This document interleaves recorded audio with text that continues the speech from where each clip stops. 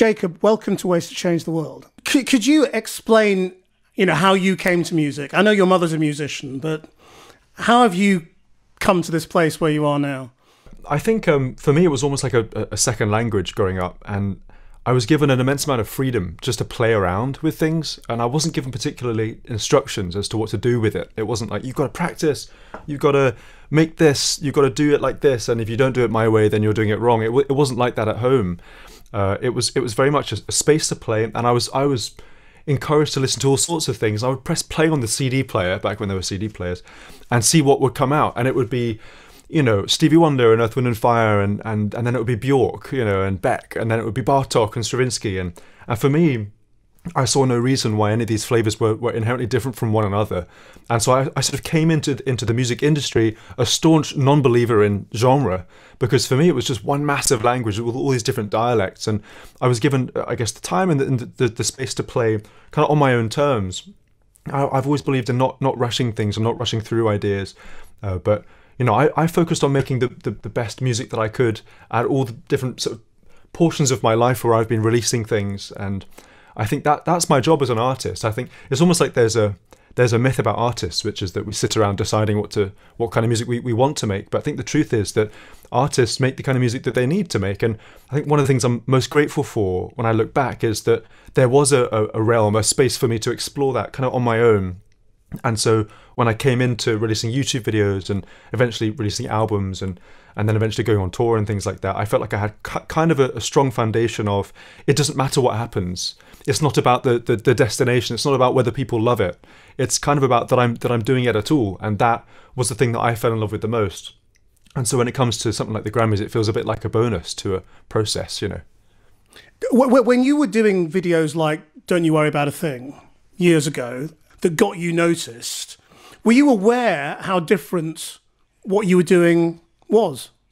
Not really. I was doing it. I was doing music the way that it felt right to me to do it. I was definitely stretching stuff. I was stretching the musical harmonies a lot, and I was stretching the musical rhythms a lot. That was the stuff that was getting me really, really excited, especially at that time. But I didn't think of it as hugely different from the things that were out there. I was just kind of doing it my way, I guess. How important is the theory? Because actually what you do is very technical. It is. I would always, I guess I hated theory for 20 years, and I fell in love with it when I started to apply it to stuff and realised that I liked it because it was part of what I liked about music. It's completely secondary to how the thing feels, but I do think what's quite fun as a young musician, or as a musician of any age, when you become interested in something, is kind of zooming into how something works and the properties of something and how it works, and kind of increasing the resolution of your power to wield that as a musician. So, there are all these different chords, all these different rhythms, and you can say, oh, well, it's this and this and this, and this is how they fit together, and these are the right ways and the wrong ways. But there aren't really any right ways and wrong ways. I think there are just forces, and if you learn how to wield them, then I think you're able to tell better stories as a result. So I came to music theory from falling in love with the way music made me feel, and for that reason, it has an essence of truth in the stuff that I create. Jacob, anyone who's seen you play knows how effortless you make this thing that is incredibly technical and complex look. But you look like you're having a ball all the time. Thank you. Are you? Is it as effortless as that? Well, I think that there are different levels to that, I suppose. I always seek out the edge of the thing I understand. And I think the challenge, and in some ways the joy of it, is learning how to be effortless with something you don't quite know. I think I'm my least effortless when I get deep into the skill set and start thinking on the level of the skill. But when I jump out of the skill and I think, okay, music, big terms, music, that's where I feel like, well, I have a language for music, even if I don't have a language for how this exact thing feels. And I remember when I was younger, learning piano and learning bass, basically just by listening to people play and by imitating them. There was one school of thought that sort of said, the best way to do things, Jacob, is to transcribe them. And when I say transcribe them, it's to, say, for example, listen to a Bill Evans recording. I love Bill Evans very much. He's a jazz piano player. Take every note that he plays, learn every single note exactly as he plays it, and then play along with him in such... with such accuracy that those notes basically disappear because you're being Bill Evans. Now that kind of learning it can be profoundly good and very important. But for me, I think that listening to the bigger gestures of how someone sounds when they play can be even more valuable than that. So take Stevie Wonder, for example. I'm never going to be Stevie Wonder. I'm never going to be him. The guy has so many different dialects of his language, which I really love, and that come from where he's come from. So, there's the soul aspect, there's the jazz aspect, there's the songwriter aspect, there's the Motown aspect, there's the political aspect, all these things. And for me, as a musician, listening to him, the best I can do is I can hear myself in what he's doing, and I can show the world, or I can show myself how I listen to that thing. So sometimes when I sit at the piano, if I think, oh, am I Keith Jarrett yet, or am I Brad Mehldau yet, or am I Daniel Barenboim yet, then I'm going to be paralyzed from expressing something effortlessly, if you use the word effortlessly. Whereas if I say, what, it doesn't matter if I play the wrong notes, because there's no such thing as a wrong note. What matters is that I play the gesture, the shape that I see. And over time, what I found is, your kind of the resolution of your understanding of that thing can improve and will improve as you learn to pay attention to different depths of it, different aspects of the thing that you're making. So I guess effortlessness is about fearlessness more than it's about skill. Is there really no such thing as a wrong note? Because we all think when we're listening to things that there is. It's a very human thing to have this idea that this is right and this is wrong. If I play a C major chord, which is this chord, all right, and I play this note, and you might think, oh, that doesn't sound very good. That sounds like a wrong note. It doesn't fit within C. But if I'm very careful, if I put that note up here and I spread the notes out a bit, I can actually make that sound kind of interesting. There are all sorts of interesting contexts you can put notes in. And that's when, for me, it gets thrilling, because it's about kind of emotional problem solving, And I have a dear friend whose name is Herbie Hancock, and he's a very legendary keyboard player. And he used to play with a very legendary trumpet player called Miles Davis. And Herbie tells a story, I believe, where they're playing a show together, they're playing a gig, and they're in the middle of, I think, Miles' solo. And Herbie plays this chord, and the chord is, he thinks, oh, it's completely the wrong chord. What have I done? This is horrendous. Miles is going to kick me out of the band, sort of thing. This chord it was just the wrong chord at the wrong moment. And he says, well, what Miles did is he turned around and he played a note that made that chord the right chord.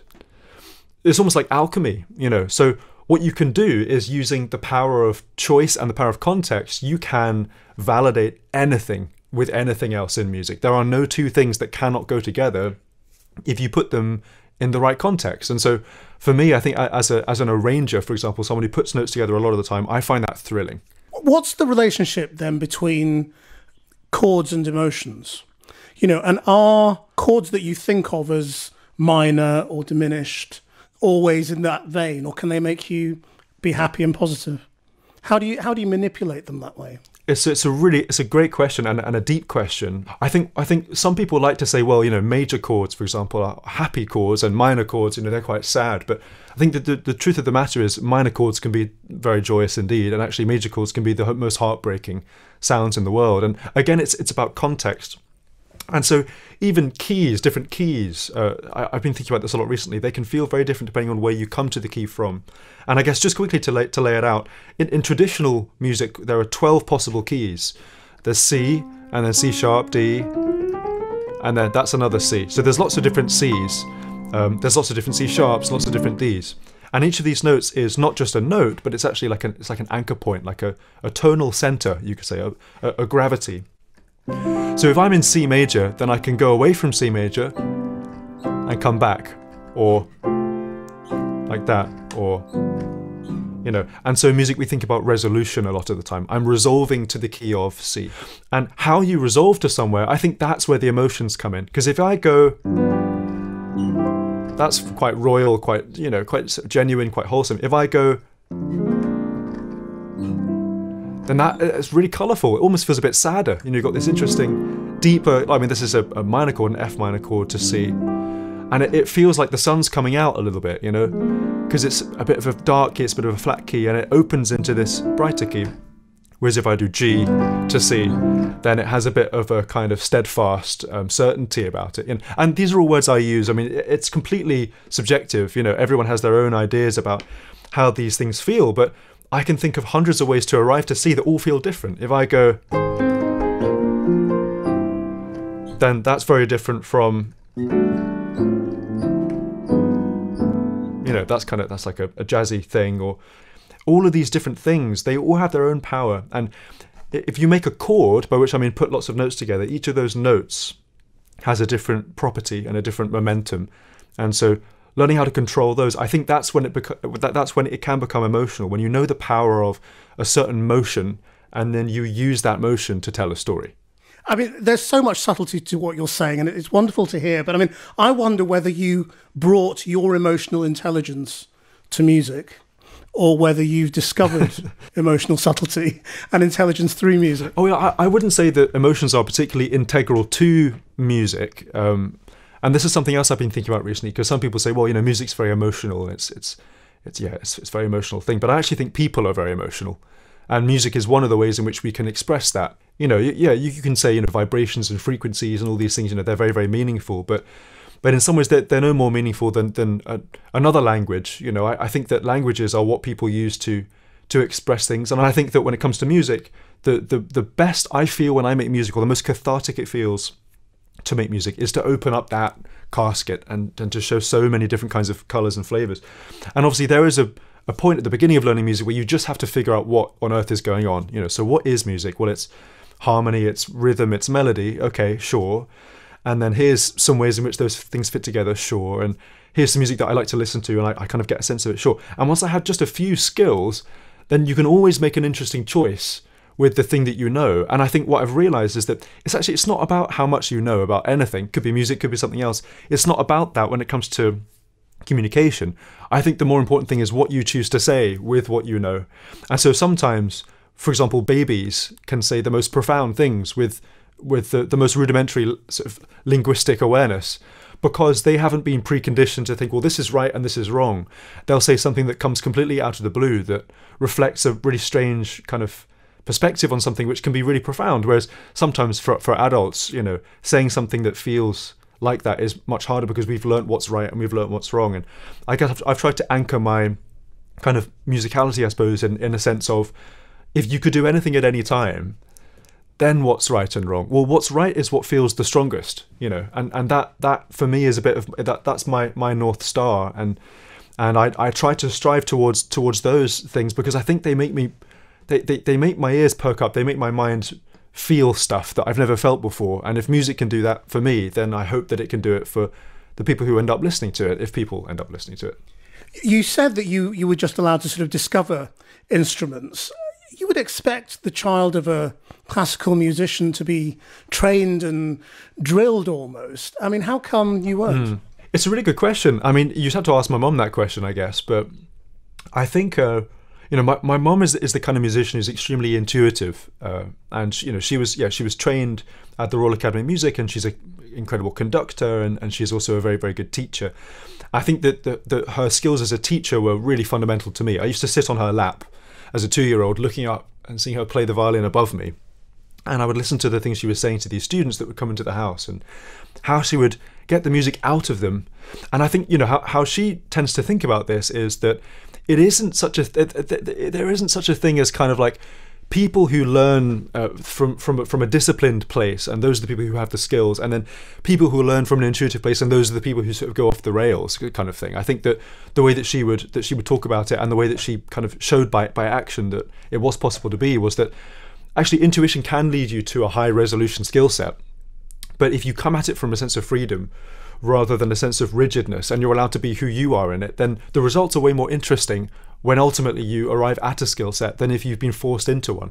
And lots of friends of mine were told to have piano lessons as a kid or violin lessons as a kid, and within 3 or 4 years they'd fallen out of love with it. And in some ways you can kind of see why, because they're not necessarily doing things that they want to do or like to do, and the musicality that they're learning about doesn't apply to the things that they like.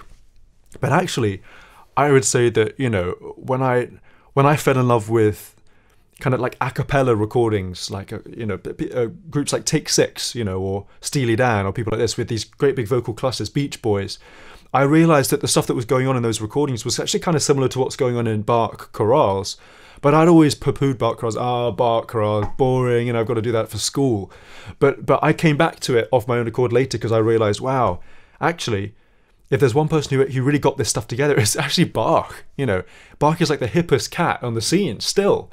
I came around in the end, but I think because I was given that license to do things the way that I wanted to do them, and my own fascinations led me to those doors, and then I was able to open them myself rather than other people sort of shoving me through them before I was ready. And how did you discover arranging and music software and what you could do with it? When I was 7 years old, I got a piece of musical software called Cubase, which basically is a program that means you can layer stuff on top of other stuff. And I had a little Casio keyboard which enabled me to play all these different instruments in. And I didn't play bass, I didn't play drums, I didn't play trumpet, I didn't play synthesizer, but I could find the trumpet preset on the Casio and I would play into the Casio keyboard. And that meant that, I guess, before I was an instrumentalist, I was a producer or an arranger of sorts. It was a canvas for me. And by the age of 11, I had moved on to a program called Logic Pro, which I still use today. It's my canvas of choice. And so literally for the last 15 years in this room, I've been interacting with this as a sort of workstation and figuring out, you know, keyboard shortcuts, for example, that work to my own tastes and my own demands and all this kind of stuff. And you know, it was very integral for me to learn how to combine elements on my own terms in my own way.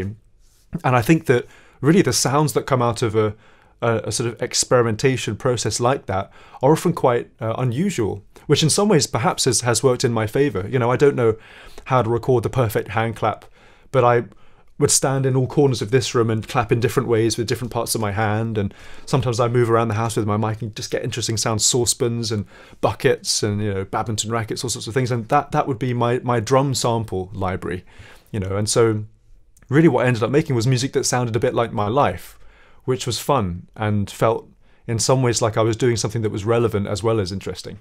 And I mean, on Don't You Worry About a Thing, it says all recorded on one SM58 microphone. So you don't need an orchestra to make beautiful things. No, I think you do need some patience from time to time. But yeah, I had this one little SM58 microphone, which is, you know, the microphone that you find at any open mic in London. You know, walking around, you'll find someone singing to an SM58. It's not a crazy advanced microphone. It's on the cheaper side. But I don't know. I fell in love with its simplicity, and it was all I had. So I would put it on top of a drum kit and record a drum kit with one SM58, which is quite a funny thing to do. You know, people tend to record with lots of different microphones, and you know, but it was enough for me to have an idea, and almost sort of accidentally I started having a career. You know, I didn't really plan to have a career like this. I planned to get, you know, more and more, I guess, skilled or refined at doing the things that I like to do, making these videos, making these arrangements, learning about music and stuff like this. And I put these videos out, and slowly but surely they gathered all this attention, and it was really inspiring and interesting. But in some ways it was also quite strange, because I'd been doing this stuff on my own for so long, and I'd never really thought, you know, one day I'm going to be up for Album of the Year at the Grammys, or one day I'm going to be, you know, something. I just thought, well, one day I'll be better than I am. What happened when Quincy Jones came to you? And how did that feel? Completely surreal. I mean, Quincy was I would say one of my teachers, in a funny kind of a sense. He taught me so much musically through the records I was listening to, and everything from, you know, arranging for people like Frank Sinatra and Ella Fitzgerald and Billie Holiday, to obviously going on to produce, you know, Off the Wall and Thriller with Michael Jackson. And I mean, every single decade he seemed to revolutionize something, and I actually didn't even realize it was all him until I've gotten to know him. I just thought, well, this is a bunch of great music. Oh, Quincy Jones was in the room for all of these sessions, you know, crazy.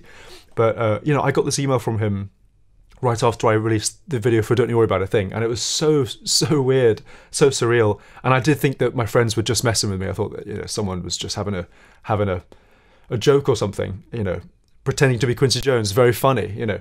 But it turns out that it was actually, you know, it was actually Q. And so we got on Skype and we met, and it was really cool. And he said, hey, you know, where'd you get those chords? And I said, well, you, Quincy, you're the one who taught me that. And he said, what do you mean? I don't know what you're doing. And I was thinking, well, no, yes, you do.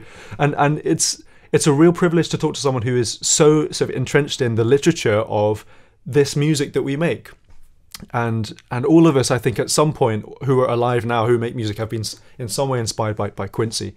And so we became friends. And I flew over to Switzerland. I went to the Montreux Jazz Festival, I think it was in 2014, to meet the great man. And we hung out a little bit. And fast forward about 2 years or so, I signed with his management company, and they're an amazing bunch of people based out of Los Angeles who have been really helpful just in getting my increasingly crazy ideas off the ground. And Quincy has almost taken this kind of godfather role in my life, where he's just kind of this omnipresent force who still teaches me so much just by listening to him. And then obviously when you talk to him, you hear these crazy stories. You know, I was hanging out with Picasso, or I was hanging out with Stravinsky, and you think, wow, you really did that, Quincy.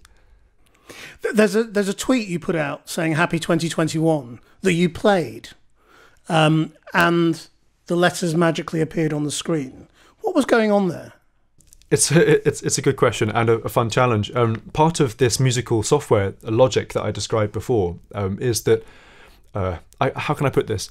Basically, there are two ways to record into computer software that are traditionally done. One is through audio, and audio is physical sound, like I'm recording audio in order to talk to you right now through my microphone. And the other is through MIDI, and MIDI is what happens when you play notes with a keyboard or a MIDI controller into a piece of software, and they appear on almost like a grid-based, what's called a piano roll system. So you visualize the notes on this grid, and low notes are low on the screen, and high notes are high on the screen, and long notes are long, and short notes are short. So what I figured is, well, why can't you paint pictures with this stuff, you know? And if you go, then it will just draw a line going from low to high over time, because obviously the axis of time is, you know, the x-axis or whatever. So you know, I started to experiment with this, and I realized that you can actually write stuff using this. You know, you can write the letter M by going, because that's what the letter M looks like if you play it on a keyboard. And you think, well, that's all very well, but it's going to sound like rubbish. But actually, if you just think about it a little bit, you can make it sound cool. And I released a video, I think it was towards the end of 2020, around when the US election was taking place, and I wrote the word vote. You know, and I really enjoyed the challenge of doing that. It was great to encourage people to vote and everything. And so when it came to 2021, I thought, well, okay, I could do 2021, but it'll be more challenging and therefore more fun to do Happy 2021. And so yeah, that's what I did. I figured out a way to play H and A and P and Y and 2 and 0 and 1, and performed it live on camera. My sister came in here and helped me film. I think it was about 30 takes it took to get it right, because it's quite difficult. And then that was that. And I think there is, in my mind, there's this funny world where people that's possible one day, where people can play things in, and you'll be able to translate what they're saying and respond, you know, with a musical phrase of your own. And it's almost like this language that could one day be exchangeable in some way, perhaps. I don't know. So do you think there's a power of music that we haven't quite tapped into yet? A power to relate people? Yeah, we're only scratching the surface right now. We really, really are, especially just in this age of infinite possibility with tech as well. You know, I think that, you know, there is so much music that has come before us, and there's so much music still to come. I think there's even more music still to come than we've ever seen before us. It's a funny thing, you know, I can sit here and say, well, I think this is important and this is powerful and this is whatever, but the truth is no one knows. That's what's so great. No one has a clue why music is so extraordinary, and why it does have the power to move so many people and to connect so many people and bring so many people together. But whatever it is in music that's doing that, I want to do more of that, and I want to understand it the best I can, and I want to spend the rest of my life just mucking around with those forces, because they seem like good forces to be mucking around with. I mean, vote is a very clear and simple message, but is music political for you as well? I think music is inherently political to a point. I think that an artist doing what an artist does best is inevitably to reflect the times. And I think that, you know, everybody has their own way of doing this. Some people are on the nose and they like to say things in their music, and other people like to purvey things in their music more than they like to say them. But I think for me, you know, it's very important to look around us and to see what's going on, and to shine a light on the things that each of us as individuals view as important things. And obviously there are all sorts of things nowadays which are full of change, and I feel like musicians, because they're very sensitive people often, they end up being a part of that change in some way. And it's really, I guess it's a privilege to be alive in this time, and to be able to see these things moving past us, and to be able to take these forces and to use them and to create with them. But, you know, really, I think to engage a people at a time takes awareness, and it also takes some courage. And ultimately, I think the courage to build communities out of those messages and out of those forces, which can combine together to do extraordinary things. But really, I think music has the power to be transcendental, to bring people out of themselves into a higher realm. And I think that, as many musicians have said over the course of many years, hundreds and thousands of years, I think that in that realm, you know, it really is all about love, and it is all about people being one people, and about all of the differences that people like to put up, and all these grids that we like to put people into, and all of these barricades that we like to put up. It is in essence about those things dissolving. And I do think music has the power to overcome a lot of those things, and to remind people what's important in the world, which is just being alive. You know, I think being alive is something that we forget to be, and I think that music is a very powerful way of accessing something as powerful and as unifying as that. There have been a couple of videos I've seen where you've explained how you are sometimes able to access the essence of a feeling by looking at the opposite. And you've done this in different ways, sometimes musically through chords, and sometimes by just posing chimes against a sad word in the lyrics. I think for me, it's about painting with expectation more than anything else. And it's a fascinating thing. When I was, not to go on for too long, but when I was 12 years old, I sang in an opera by Benjamin Britten called The Turn of the Screw. And I sang in a few different productions of this opera as a boy, but the one that sticks in my head was in Oviedo in Spain, and the director was a man named Tim Carroll. And traditionally in rehearsal for operas, you move around, you are choreographed, you stand here and deliver the line, you stand here and deliver the line. But with Tim, what we did for every day of the month of rehearsal up until the dress rehearsal was we sat in chairs and didn't move, and we annotated the score with verbs. And it would be, this line is intended to do this. So it may be, for example, a verb, I might annotate it might be to horrify, because actually the Turn of the Screw is a horror story. So it might be, I'm going to horrify the audience with this line. Oh, I'm going to horrify you. And then what Tim would encourage us to do would be to invert the verbs.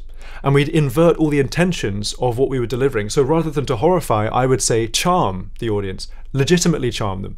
I would come with a musical thing based in something that was very particular and horrifying, and I would genuinely bring light to the situation rather than bring darkness. So I'd be doing the opposite thing than the music was implied to do. And what this made, what this sort of emotional chemical reaction this created on stage was so extraordinary, because you obviously get the sense of the original intention, but it's heightened by the opposite overtone that's sort of accentuated by my action. So all that to say, that really stayed with me as a 12-year-old. I was completely hooked on this idea. And later, you know, down the line, when I would come to make music, I would really fall in love with the idea of, sometimes if you lead somebody in one direction and then you make them turn in a different direction, the forces at play there are more dimensional than doing the thing which is implied all the time.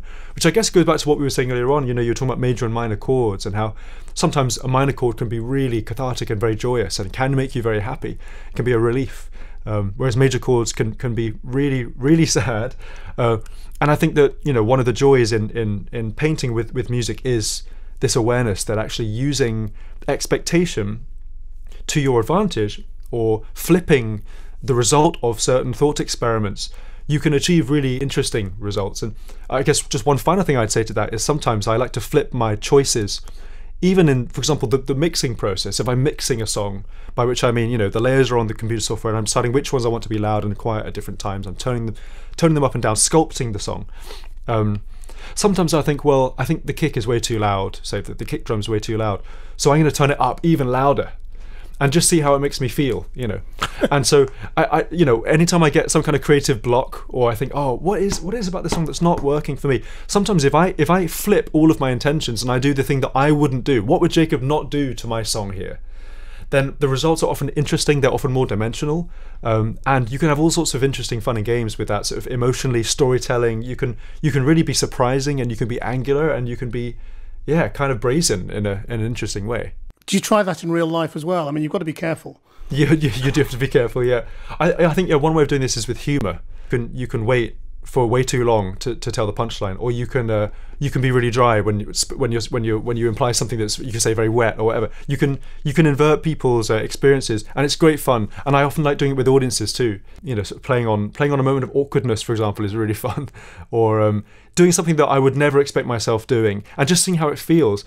And it's, going back to what you were saying about effortlessness, I think that being fearless to try those things, you know, the things that maybe would be slightly strange or ill-advised, or those things can be so life-giving. And I also think that as an audience member, I can think of times where I've watched a musician on stage be so themselves, more themselves than they even think that they could be, and do things that are just on the edge constantly of their own understanding, of their own ideas. And it's so freeing as an audience member to think, wow, so you're giving me permission to be like that too. You know, I want to be a version of myself where I'm less careful about having to be reasonable all the time, or having to be central all the time, or having to do things right or accurately, because music is one of those rare things where it's not biology, for example. You know, there are no rules, really. It's not like this is the one way music has to be done for everybody. As time goes on, I mean, do you see yourself becoming more centre stage, a chart performing musician, or somebody who will work with others? Because you already work with so many stars, and being the man who puts it all together. I couldn't say. There's something very thrilling about putting things together which are bigger than you as an individual, for sure. And I love applying my skills to that. And I also love the feeling of being on that stage and singing my own songs. So I don't know. I almost feel like if I plan too far ahead, I'm gonna reduce the potential of what something could be. But you know, I'm in the middle of this quadruple album right now, Jesse, and I've done volume 1, 2, and 3. And volume 4 is still to come. So I think definitely up until the end of that point, you know, I want to see how far I can stretch Jacob as the sort of leading person in this equation to a certain point. But, you know, really, I think music is about collaboration. Ultimately, that's what music started in the world as being. And I've come at it from a kind of an individualistic standpoint, being my own producer, my own songwriter, my own band for quite some time. But I am excited to see what's possible with collaboration. I think it's going to lead me in directions I literally cannot foresee at this time in my life. Can you just explain why is this a 4-part? I mean, why is it Jesse up to 4 rather than just 4 different albums? I mean, what's the difference? It's a great question.